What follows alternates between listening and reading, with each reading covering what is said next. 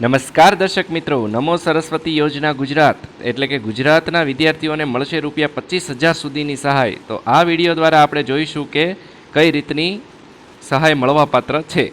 દર્શક મિત્રો, ઝડપી તકનીકી પ્રગતિના યુગમાં ગુજરાત સરકારે નમો સરસ્વતી યોજના શરૂ કરી છે, જેનું ઉદ્દેશ્ય વિજ્ઞાનનું શિક્ષણ લઈ રહેલા વિદ્યાર્થીઓને સહાય પૂરી પાડવાનો છે। બજેટમાં જાહેર કરાયેલ આ શિષ્યવૃત્તિ યોજનાનો હેતુ વિજ્ઞાન પ્રવાહમાં અભ્યાસ કરતા વિદ્યાર્થીઓને રાજ્ય સરકાર તરફથી નાણાકીય સહાય આપીને પ્રોત્સાહિત કરવાનો છે। તો આ યોજનાનો હેતુ થઈ ગયો। તો દર્શક મિત્રો, હવે આ યોજના અંતર્ગત શું ઉદ્દેશ્ય છે અને શું લાભો છે, એટલે કે નમો સરસ્વતી યોજનાનો હેતુ વિજ્ઞાન પ્રવાહમાં નોંધાયેલ વિદ્યાર્થીઓને કુલ ₹25,000ની સહાય પૂરી પાડવાનો છે। આ નાણાકીય સહાય ઓફર કરીને સરકારનો હેતુ વિદ્યાર્થીઓને વિજ્ઞાનના ક્ષેત્રમાં શિક્ષણ મેળવવા માટે પ્રોત્સાહિત કરવાનો છે, જેનાથી રાજ્યમાં નવીનતા અને વિકાસને પ્રોત્સાહન મળે છે। તો નમો સરસ્વતી યોજના નાણામંત્રી કનુભાઈ દેસાઈએ ભારપૂર્વક જણાવ્યું હતું કે નમો સરસ્વતી યોજનાનો હેતુ વિજ્ઞાન શિક્ષણમાં રસ અને સહભાગિતાને ઉત્તેજિત કરવાનો છે।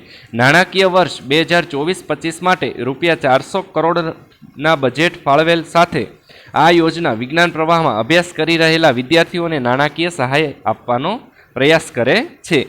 તો દર્શક મિત્રો, હવે આ યોજના અંતર્ગત યોગ્યતાના માપદંડ જોઈએ તો નમો સરસ્વતી યોજના માટે પાત્ર બનવા માટે વિદ્યાર્થીઓએ નીચેના માપદંડોને પૂર્ણ કરવા આવશ્યક છે।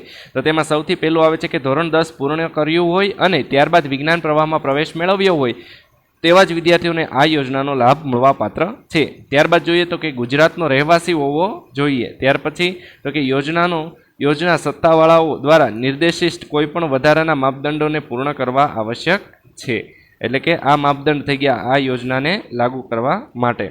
ત્યાર પછી જોઈએ કે નમો સરસ્વતી યોજનાનું અનાવરણ એ વિદ્યાર્થીઓમાં વૈજ્ઞાનિક શિક્ષણના સંવર્ધનની દિશામાં નોંધપાત્ર પ્રગતિ દર્શાવે છે।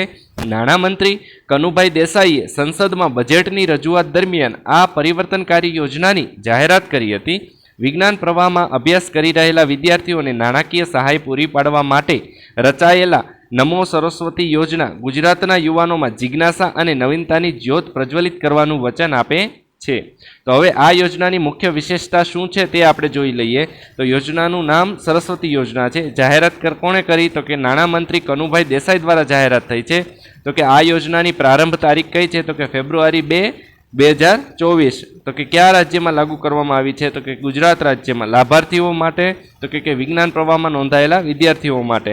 કુલ શિષ્યવૃત્તિની રકમ છે ₹25,000। અરજીની પ્રક્રિયા કઈ છે, ઓનલાઈન અથવા ઓફલાઈન। સત્તાવાર વેબસાઇટ કઈ છે તો કે https://www.digitalgujarat.government.in। તો કે આ સત્તાવાર વેબસાઇટ છે। હવે લાભની રકમની વાત કરીએ, એટલે કે ધોરણ 11 સાયન્સની અંદર એટલે કે વિજ્ઞાન પ્રવાહની અંદર મળવાપાત્ર રકમ છે ₹10,000। ધોરણ 12 સાયન્સની અંદર એટલે કે વિજ્ઞાન પ્રવાહની અંદર મળવાપાત્ર રકમ છે ₹15,000 અને કુલ ટોટલ રકમ થાય છે ₹25,000।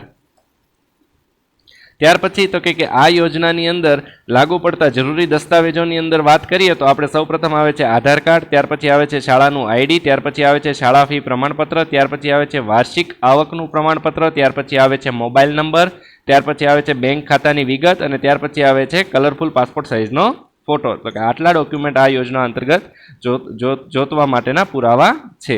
હવે આ યોજના અંતર્ગત વાત કરીએ તો નમો સરસ્વતી યોજના વૈજ્ઞાનિક તપાસ અને શ્રેષ્ઠતાની સંસ્કૃતિને પ્રોત્સાહન આપવાની સરકારની પ્રતિબદ્ધતાનું પ્રતીક છે। મહત્વાકાંક્ષી યુવા દિમાંગને નાણાકીય સહાય પૂરી પાડીને આ યોજનાનો હેતુ ગુજરાતને નવીનતા અને વૈજ્ઞાનિક કૌશલ્ય દ્વારા સંચાલિત ભવિષ્ય તરફ આગળ વધારવાનો છે। જેમ જેમ યુવાનો નમો સરસ્વતી યોજના દ્વારા ઓફર કરવામાં આવેલી તકોને સ્વીકારે છે તેમ તેમ તેઓ શોધ અને શીખવાની સફર શરૂ કરે છે, જે ઉજ્જવળ આવતીકાલનું વચન ધરાવે છે। તો કે આ યોજના અંતર્ગત અરજી કેવી રીતે કરીએ તેની માહિતી આપણે લઈએ। તો કે સત્તાવાર વેબસાઇટની મુલાકાત લો। સત્તાવાર વેબસાઇટ કઈ છે તો કે https://www.digitalgujarat.government.in। તો કે ગુજરાત સરકાર દ્વારા નમો સરસ્વતી યોજના માટે બનાવવામાં આવેલી નિયુક્ત સત્તાવાર વેબસાઇટની મુલાકાત લઈને પ્રારંભ કરો। ત્યાર પછી યોજના વિભાગ પર નેવિગેટ કરો, એટલે કે શિષ્યવૃત્તિ યોજનાઓને સમર્પિત વિભાગ અથવા ખાસ કરીને નમો સરસ્વતી યોજના માટે જુઓ। ત્યાર પછી માર્ગદર્શિકા વાંચો. અરજીની પ્રક્રિયામાં આગળ વધતા પહેલાં વેબસાઇટ પર આપવામાં આવેલી માર્ગદર્શિકા અને સૂચનાઓને કાળજીપૂર્વક વાંચવા માટે સમય કાઢો. ત્યાર પછી અરજી ફોર્મ ભરો. ચોક્કસ વિગતો સાથે અરજી ફોર્મ ભરો. ખાતરી કરો કે તમામ જરૂરી ફિલ્ડ યોગ્ય રીતે ભરવામાં આવ્યા છે. ત્યાર પછી જરૂરી દસ્તાવેજો અપલોડ કરો.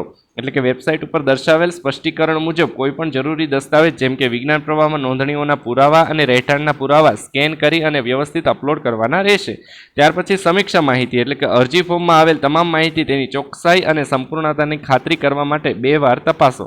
ત્યાર પછી અરજી સબમિટ કરો. એકવાર તમે ફોર્મ ભરી લો અને જરૂરી દસ્તાવેજો અપલોડ કરી લો તે પછી ઉલ્લેખિત સમયમર્યાદામાં પોર્ટલ દ્વારા ઓનલાઈન અરજીને સબમિટ કરો.